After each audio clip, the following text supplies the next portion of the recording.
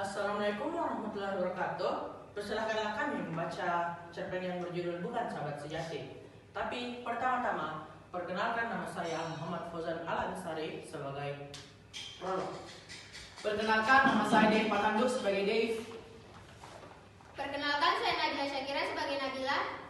Perkenalkan, nama saya Nurul Fosya Dahlan sebagai Nurul. Perkenalkan, nama saya Febriana Alda Ristipa Bisa sebagai Alda. Perkenalkan, nama saya Iwan Rianto sebagai Iwan.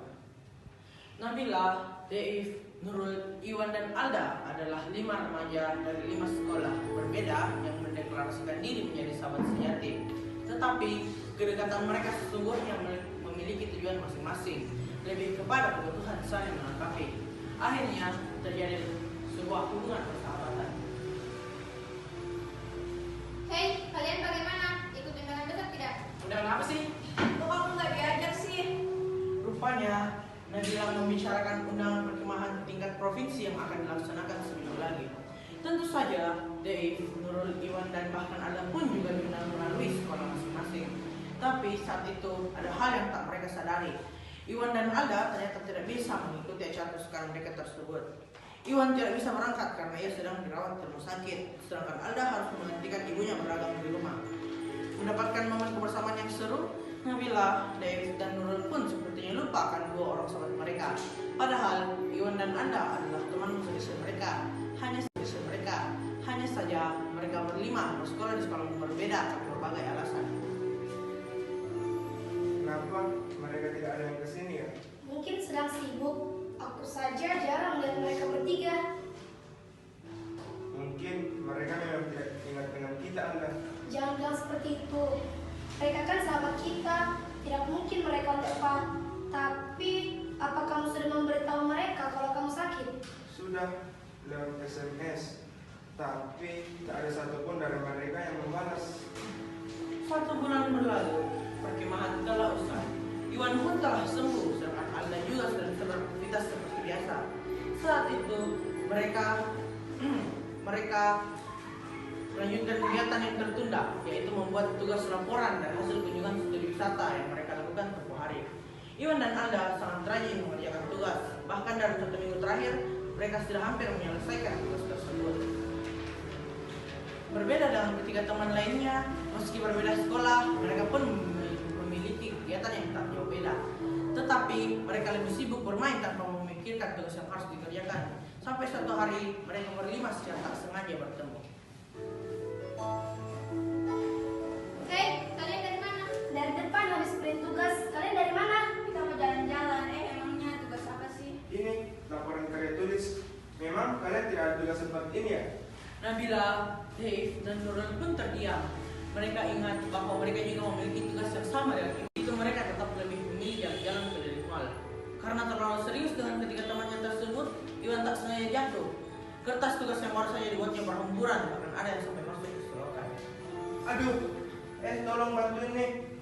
Makanya kalau jalan lihat-lihat Tuan, sini aku bantu. Bukannya membantu, Nabila dan teman lainnya justru menyalahkan Iwan. Kamu sih Wan, tidak hati-hati. Ya sudah, kami duluan ah. Kalian ini ada teman susah, bukannya membantu malah pergi begitu saja. Biarlah, mereka punya kesibukan sendiri. Sebenarnya dalam hati kecil Iwan, ia merasa sedih dan tidak dihargai oleh teman-temannya. Tapi karena mereka juga teman Iwan, maka Iwan pun memaafkan mereka. Meninggalkan Iwan dan Alda, ketiga sahabat itu pun berlalu begitu saja. Alda yang kesal karena sikap mereka pun bertumpah serapah. Awas saja kalian, aku tidak akan sudi membantu kalian jika kalian ada kesulitan. Hari pun berlalu. Dave dan kedua sahabatnya belum juga mengerjakan tugas mereka. Sampai akhirnya Nabila, Dave, dan Nurul pun kebingungan ketika diminta untuk mengumpulkan tugas yang diberikan. Sementara Iwan dan Alda sudah selesai mengerjakan tugas itu. Waduh, bagaimana ini? Aku diminta mengumpulkan tugas laporan itu. Benar, di sekolahku juga besok yang terakhir. Bagaimana ini? Apalagi aku, teman-teman kelasku sudah semua. Bagaimana ini? Ada yang punya ide gak sih? Mereka bertiga benar-benar bingung. Ingin membuat sendiri tugas mereka, tetapi tidak mungkin selesai. Melihat tugas orang lain, tapi siapa? Sedangkan semua teman di sekolah mereka tidak ada yang memberikan contoh tugas yang mereka kerjakan. Aku, teman-teman kelasku sudah semua. Bagaimana ini? Ada yang punya ide gak sih? Mereka bertiga benar-benar bingung. Ingin membuat sendiri tugas mereka, tetapi tidak mungkin selesai. melihat tugas orang lain, tapi siapa? Sedangkan semua teman di sekolah mereka tidak ada yang memberikan contoh tugas yang mereka kerjakan. Kalau begini, kita pasti tidak akan ikut ujian. Iya nih.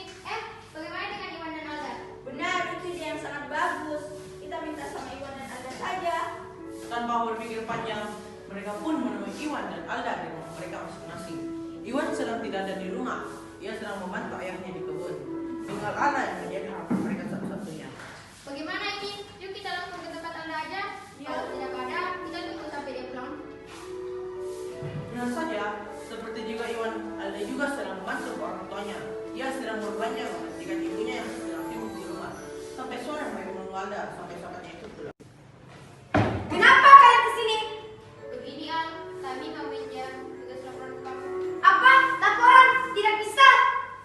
Tolong Al, kami sudah tidak ada waktu. Besok hari terakhir untuk kumpul tugas laporan kami. Ya kalian buat sendiri aja, ini masih sore. Nanti malam juga selesai kok. Ayolah, tolong. Kamu kan sahabat sejati kami. Sahabat apa? Kalian bukan sahabat sejati. Kalian datang hanya jika kalian butuh. Ayolah, Alda, maafkan kami. Kalau kami punya salah, tapi tolong kali ini saja. Tidak bisa ya tidak bisa. Kalian ini tuli ya. Makanya jangan main terus. Salah kalian sendiri. Kalian sudah dapat balasan. Dapat karena aku bukan tidak ingin bantu sama sekali.